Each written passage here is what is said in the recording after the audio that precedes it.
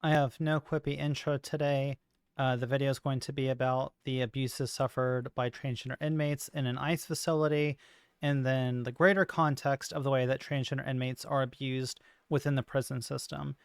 You've been made aware of what the video is. Let's get into it.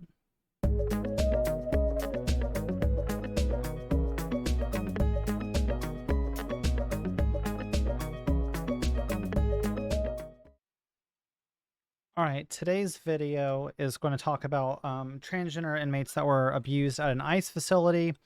You can see the name of the article is ICE Warden Put Transgender Detainees in a Forced Labor Program, Its Complaint. And it is written by Dan Gooding. Now, it reads as follows. A transgender Mexican national held in an Immigration and Customs Enforcement ICE detention center in Louisiana has told Newsweek that he endured months of physical and emotional abuse in federal custody beginning long before Donald Trump was sworn in. Monica Renteria Gonzalez and one of 4 detainees, 3 of whom are transgender, alleging systemic abuse at the hands of a former ICE assistant warden who say they created a program which was used to penalize and demean them at a center designed to hold women. Now, if you read the article, it details how they would follow him into his dorm, how he was sexually abused, how he was forced to like move heavy cinder blocks, move filing cabinets, and this type of thing. And then the assistant warden would have him push those back and demean him and say things like, "Oh, I thought you were a man. I thought you wanted to be treated like a man," and abuse them in those sorts of ways. We're talking like emotional abuse, sexual abuse, physical abuse, and the warden and ICE is denying this and says that this isn't true. And we've got policies to deal with this sort of thing, and our policies wouldn't let this happen. We know with our own lying eyes that we see the way that ICE abuses citizens.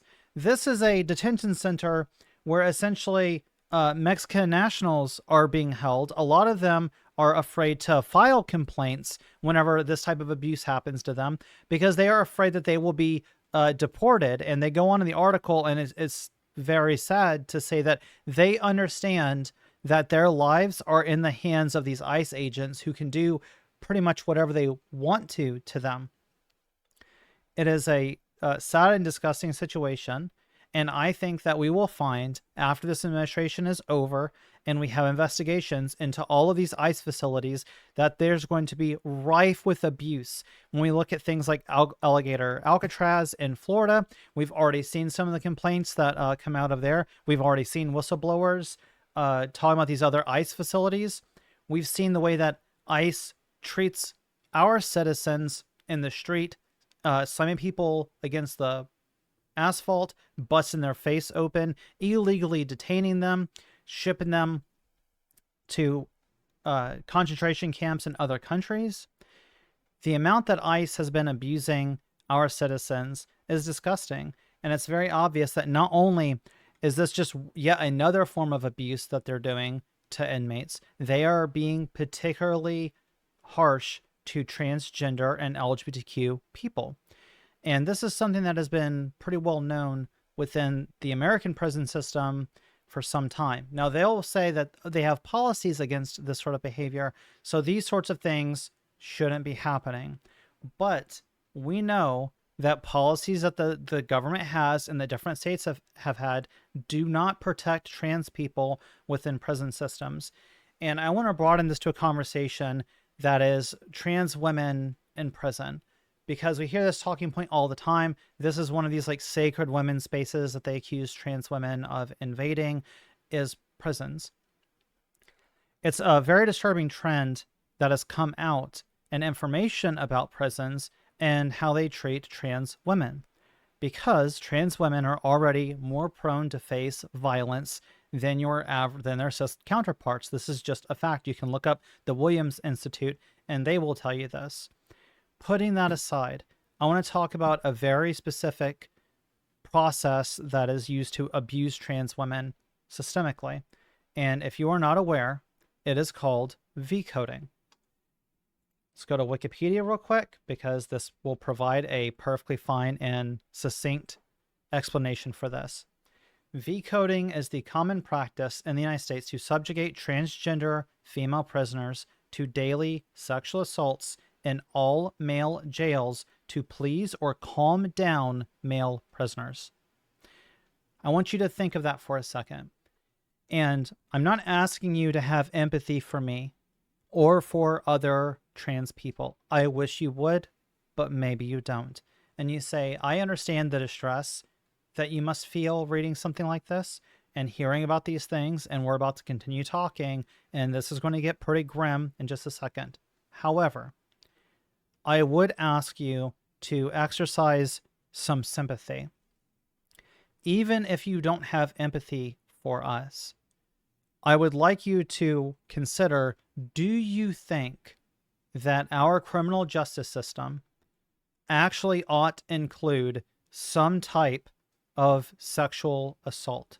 Should it contain some component of being sexually assaulted as part of your prison sentence? It's a serious question, because we have amendments that are supposed to protect us from this, from cruel and unusual punishment. And they'll say, once you get sentenced to prison, you do your time and you get out. You serve your time and you return back to your life. That might mean being isolated from other people. And in a lot of cases, the state is already exploiting people in the type of labor that they force them to do, often with little compensation. In the ICE facility, some of the inmates there are being forced to drag these center blocks from one side of the room to the other one, and then being told to go put it back in place, would have to do these tasks of heavy manual labor, and they would be compensated with something like a bag of potato chips or a single soda. That's what we're dealing with when we're dealing with this type of exploitation. That doesn't even cover the full range of the way that modern prison systems in the United States are essentially a form of slavery. It shouldn't be, but it is. Instead of being about restorative justice, it often is about punitive and punishing people. But even if you are under the impression that prison is a place where people go to be punished, let's say that's your view, do you really think that sexually abusing people is any form of acceptable justice? I can't imagine anyone who feels that prisons ought be somewhere where we just contain people, maybe offer them some education, offer them a way to get a degree or something so that when they get out, they can return back to society and be a contributing member of society. I don't know anyone who believes that prison actually may help reform people, like get them clean off drugs, whatever else is going on in their life. If you really believe that, which I disagree with, but that's a hypothetical. You believe that prison can possibly help improve these people and offer them a corrective program so that when they get out, they will be more productive citizens. If you believe that, then I would not anticipate that you would also believe corrective sexual assault ought to be a thing. These are human rights abuses that we often talk about as Americans. It used to be regarding other countries where they would point to the Middle East and say, look how terrible the Middle East is. They do corrective sexual assaults. There's corrective abuse for LGBT people. And this is a sign that this country is terrible with human rights. And yet, in the United States, we've seen stuff like Guantanamo Bay, where prisoners were subjected to alleged sexual abuse. And now we see stuff like V-coding, which is well known among LGBT people that this is something that happens to us. Continuing the wiki, a 2021 report found that 69% of transgender women were subdued into performing sexual oral practices against their will in all male prisons. 58.5% reported being sexually assaulted, and 88% reported being forced into some marriage-like relationships with their respective male inmates. Now, I want you to imagine for a second, if you object to trans women being sent to women's prisons, Why? What are you objecting to? If part of your objection to trans women being sent to a women's prison is there is the possibility that they might assault somebody, I want you to look at that stat again and read that for yourself and think, is it right to sexually assault, almost guaranteed assault, of trans women that are sentenced to male prison? 70% of trans women were forced into performing sexual oral practices against their will. 70%. 88% being forced into some marriage-like relationship. Continuing to read, reports found that transgender people are significantly more susceptible to being victims of sexual assaults and sex trafficking than cisgender peers. As such, the DOJ stated in a report of 2022 that 66% of trans people experience sexual assault at some point in their lives, and 15% of trans people report being sexually assaulted by police or prison staff. 32% for Black trans people. In 2025, more than 2,000 transgender women were in federal jails in the United States. Let's just go over the description real quick. A 2018 report from the Indiana Marr University School of Law, along with a subsequent report by the UCLA Journal of Gender and Law, found that based on accounts of former inmates, it was common for trans women placed in men's prisons to be assigned to cells with aggressive cisgender male cellmates to maintain sexual control and to, as one inmate described it, keep the violence rate down. As prison authorities stated, violence prevention. Trans women used in this manner are often raped daily. This process is known as V-coding and has been described as so common that it is effectively a central part of a trans woman's prison sentence. The prisoners servicing as customers for these women are informally referred to as husbands.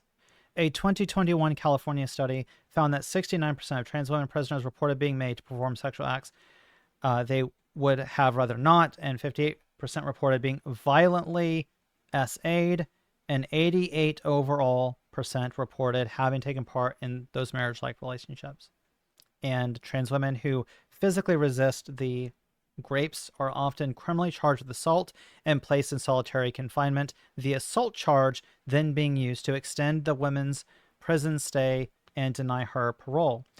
It is common for correctional officers to publicly strip search trans women inmates, putting their bodies on display for staff members and other inmates. Trans women in this situation are sometimes made to dance, present, or masturbate at the correctional officer's discretion. I want to ask you again, if you are a conservative, do you think this behavior ought to be accepted in prisons and essentially part of a trans woman's prison sentence? And if so, then I don't think you have anything to say about being concerned of anyone being SA'd. If this behavior is acceptable to you, then I don't think you have any part in the dialogue regarding prisons whatsoever. I don't think you should be talking about trans women in prisons. I don't think you belong talking about what happens, concerns for cis women in prison. I don't even think that you should be talking about what happens to cis men in prison. I think that you don't really have anything of value to say on this at all. If this is acceptable to you, if this type of conduct and these things happening to trans people are acceptable to you, then you've essentially removed yourself so far from the humanity of the dialogue that I don't think there's anything worthwhile that you're going to have to add at all. The nuance that you might find is you might say, well, yeah, but your real concern is just cis women being violated. And we could look at the rate of cisgender women assaulting cis women in prison compared to trans women assaulting cis women. And what you'll often find is that cis women assault other cis women at a higher rate than trans women assault cis women. And even if you wanted to argue that, what if you had a particularly violent inmate or something like that, I don't understand why the solution to that wouldn't just be that within the women's prison, you have a ward for more dangerous women And so there's greater control in those environments. And the trans woman is put in that prison block if they are that dangerous. The bizarre thing to me is that instead of addressing the actual issues here, which very often is the correctional officers themselves engaging in this. So a 2017 study by the Sylvia Rivera Law Project found that 75% of trans women respondents in New York State prisons were subjected to sexual violence by a correctional officer, with 32% being victimized by 2 or more COs and 27% of respondents being forced to perform oral sex for a CO, a corrections officer. This is the security of the prison itself, the security officers. 75% of New York State prisons were subjected to sexual violence by the prison guards themselves. I think if you look at cis women's prisons, where there are often also male officers, what you'll find there is, as well, that prison officers sometimes assault these women. I'm going to ask you again, does it make sense to you, in any sense of criminal justice, that the prison guards themselves are engaged in this? Why aren't they sentenced to prison then, actually as an inmate, if they engage in this behavior? How can we know about this behavior and it be allowed to continue? Within these prisons, they have the money and resources that it should be completely unacceptable for any of this to ever happen. I don't understand why we're having this conversation. When it's like, what if the trans woman assaults a cis woman? There should be cameras. People should be monitored. There should be no situation in a prison where something like this can be allowed to go on and happen with no recourse against the officer, or this to be covered up and we don't find out about it until years later. This is absurd. We're hand-wringing about, oh no, I don't want to put a trans woman in a cis woman's prison, when V-coding is a thing. We know about it. Plenty of prisoners talk about it. It is, at this point, just accepted as part of a trans woman's prison sentence. Now, obviously, there's objections to this. It violates the 8th Amendment's protection from cruel and unusual punishment to subject trans women to a male prison. It obviously does. It's not controversial to say this. If you have assault rates that are in the 70s or up to 88% of these prisoners, that's obviously a problem. If cis women were being assaulted at anywhere close to the same rate, there would be absolute outrage, there would be calls for investigations and all of this. But when it's trans women, all of a sudden it's like, oh yeah, but they should just stick us in male prison. Obviously, trans women are terrified to be sent to prison. That's why a lot of trans women are fairly much just law-abiding citizens like the rest of you. I also worry about prison. And it's also why when you see something, I want to help build this narrative for you to show you what trans people are worried about and what the Trump administration and the threats that they have against trans people, what all of this actually means for us. And I need you to understand that when they are talking about the law in Michigan that is out of Project 2025, when they say that they want to declare our existence as pornography and essentially criminalize us from going into public, and they want to limit the bathrooms that we can use, and they want to force us into spaces where we are more likely to be assaulted. And then if we don't use those bathrooms for our own safety out of fears for that, we end up using the bathroom that aligns with our presentation and where we are less likely to be accosted or cause a problem. You're saying that that actually is now a criminal act. And then if we do get charged with a criminal act and we do get sentenced to prison or arrested for whatever reason and put into a situation like this, you are essentially saying that we should be put into sex slavery just because we're trans. That's literally what you're saying. And if you're like, well, I just find that you're not attracted to trans people or you don't care about trans rights, that's fine. But are you okay existing in a system where part of prison in and of itself includes some type of sex slavery. Obviously, sexual assault should not happen to anybody. This should not be acceptable in men's prison happening to cis men. This should not happen in women's prisons to cis women. This should not happen to trans people. And I feel like as a society, we've gotten the rhetoric around trans panic is at such a fever pitch that the implications of what happens to us if they do pass all of these bills and they do criminalize us, of what would happen to us put into these situations. And very often, this is just the tip of the iceberg as far as like all the other petty abuses that they do, shaving their heads, forcing them to wear men's clothing, humiliating them like that, medical abuse of denying them their trans medical care. And a lot of conservatives I know will say like, oh, well, I just don't want y'all to talk to kids, or I don't think kids should be transitioning. But when they are talking about this sort of thing, not only are they talking about getting rid of trans care for adults, they also, you're talking about medical abuse, medical mistreatment.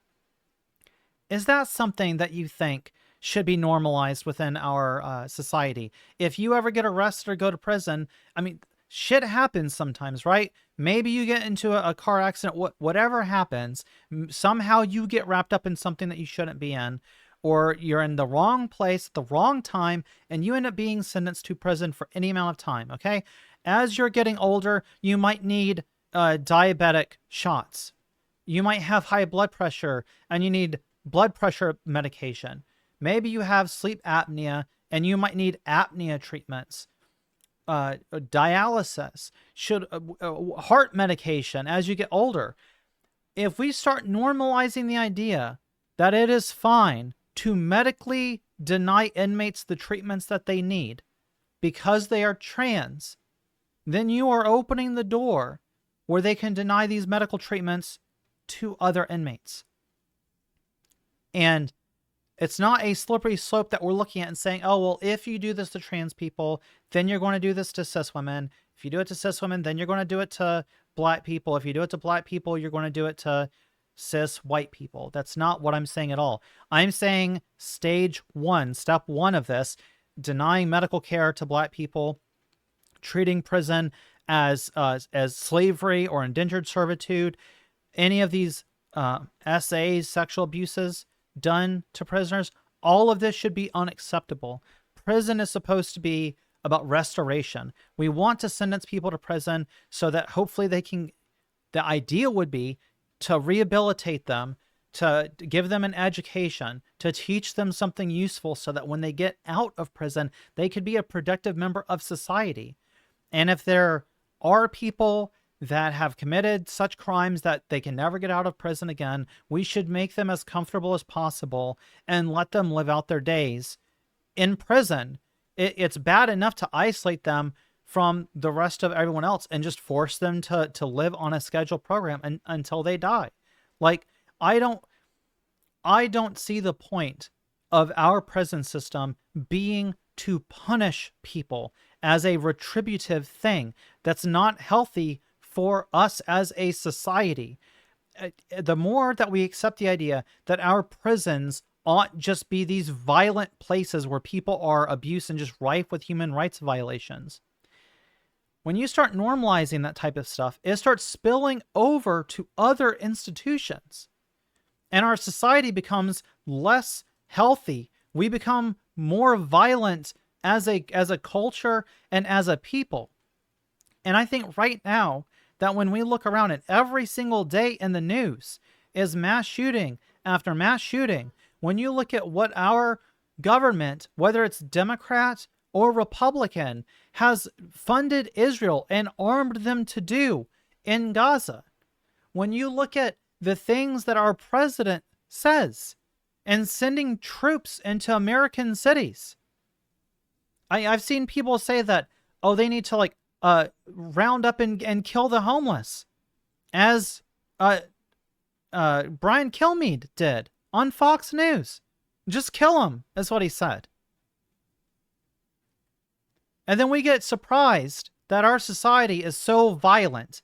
And you can't believe that people that get out of prison have this high rate of recidivism. And that's not even getting into the financial exploitation of prison, by the way, where it ends up being mostly private companies that run these prisons, and they treat the prison as if it's a hotel. I don't know if you're aware of that, but in a lot of states, if you go to prison while you're working for less than minimum wage, because they don't even have to pay you minimum wage in some of these places, the prison itself, this private company, can charge you daily monetary fees, like as if you're renting a hotel room from them.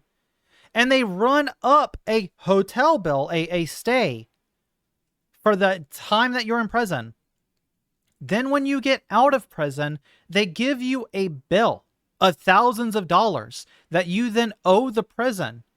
And part of your release from prison means that you have to be able to go find a job and work. And not only are you going to have to like pay rent for an apartment or wherever you find a place to stay, you still owe the money to that jail. And if you don't pay it back, you can be put in prison again.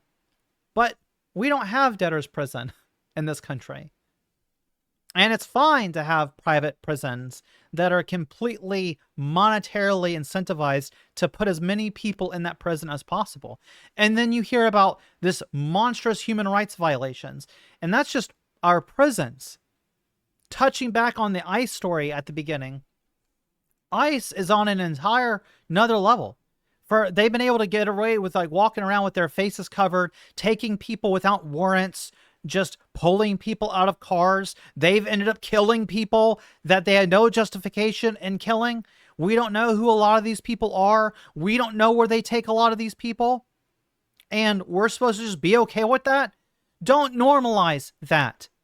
Don't normalize ICE doing that. Don't normalize ICE facilities being like, oh yeah, they're just abusing the crap out of like LGBT people in there. That's just part of what ICE does. This alligator Alcatraz, this garbage of using maximum force, as Hegseth likes to say, he wants our military to be maximally lethal, and then they deploy them to American cities right after you gave them a speech about you don't want there to be rules of engagement. You don't want there to, you're removing the ability for soldiers to report abuse that they see going on, but then you deploy them against Americans. And like, this is just unfortunately, a byproduct of what we've done across the world in other countries is now coming home to haunt us. But none of this stuff should be normalized. We should never pretend that this is normal whatsoever. V-coding is disgusting going on in prisons. That should not be allowed. And every single officer that has engaged in this should be prosecuted and also put in prison. It's just ridiculous. And the idea that the solution to this is to put trans women in male prison because that's going to somehow keep cis women safe, when we already know the main perpetrators of assaulting cis women in women's prisons are the security officers. It's the very people that are supposed to be watching them and keeping them safe from each other. And what's their excuse for allowing this to happen? That they don't have enough guards? That the multi-million-dollar prisons can't afford a surveillance system that lets them watch the floors at all times? I don't understand how there could be a time where these prisoners are doing this to each other and someone isn't there. There's no patrol that's going on. There's no CCTV that's monitoring this. If you're already saying that these people have no privacy whatsoever, they are not allowed to have like free time and locations, how does this even happen? This just seems like negligent on the state's behalf 100%. These people are wards in that prison. They are a responsibility of the state, and the state has a duty and an obligation to take care of them as well. The prison is supposed to be for rehabilitation. It's not supposed to be a torture farm, but that's what we have in this country. It's absolutely ridiculous, and this is why when the left says that they want prison reform, and some people might go as far to say like abolish prisons, I will say that we need prison reform. We need police reform. And if you don't think that we need police reform, I will remind you that correctional officers, after a couple of years, can often just transfer right into like a sheriff's department or the local police department. It's very easy for them to make that change. So you might have a corrections officer who's been on at a prison literally sexually assaulting trans people or cis women at a facility, and then after a couple of years, he's just shoehorned right in to other police departments, another part of the criminal justice apparatus. That doesn't worry you? That somebody who's been doing stuff like that might actually get a job outside of the prison as well? And now we're supposed to just trust that this person who's already a sexual predator, already abusing people, already committing human rights violations, we're supposed to believe that this person is going to be the person that you want cruising the streets to protect you? This is ridiculous. From the bottom up, we need to revise this entire system. This entire thing is absurd. And hopefully, even if you don't have empathy for trans people, even if you don't say, you know, Zoe, as much as I disagree with you, or I think that you might be wrong on these issues, I don't think something like this should happen to you. You don't seem like you've done anything close to deserve this, which I don't know who would deserve being treated like this. But if you don't have that empathy for me, then I would hope that you would at least have sympathy for the people that suffer through this, and you would agree that this is a bad thing that we ought not perpetuate within our society. It's just not healthy. It's violent. And obviously, when you talk about the terrible things happening in our culture, very rarely do I ever hear people say, yeah, but what about all the correctional officers that are like sexually assaulting people and torturing them? That's not talked about. Even though they are also part of the criminal justice apparatus, and this entire system is fairly abusive. And like I said, restorative justice, not retributive justice. I know it was a hard topic. We got through it. I feel like everybody should be aware of this. Everyone should consider the implications of these types of things that are going on. If you found it informative, if you got anything out of the video at all, please like and subscribe. It really helps, and I definitely need I need the help to grow this channel if I want to keep talking about things and get information to people. And I'm doing this because I'm a trans person talking about a lot of these trans issues that impact our community, and I just don't see a lot of people talking about this stuff. And I feel like the more voices we have talking about this, the more voices we have communicating this will make people more aware of it, and will help them see, like, when we talk about trans people in prisons, we're not just talking about that because it's like, oh, it makes me feel bad to imagine being sent to like a male prison. It's well beyond that. There are so many layers to this that is physically dangerous to us, the medical abuse that we endure, and all of this because we're just slightly different than cis people. Being denied our 8th Amendment, you're sentencing us to literal sex slavery? And that's okay? I'll see y'all in the next video. Bye.